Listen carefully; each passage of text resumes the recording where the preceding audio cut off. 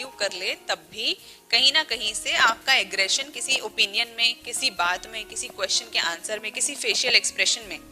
Betray कर जाता है ना। बहुत ज्यादा बिट्रेयल होता है इस चीज में। तो कई लोग होते हैं एकदम प्यार से आंसर देते, मतलब I have taken few mock interviews,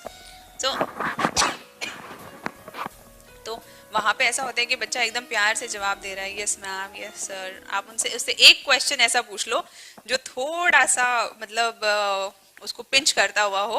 and suddenly वो बोल तो कुछ नहीं पाएगा ऑफ कोर्स,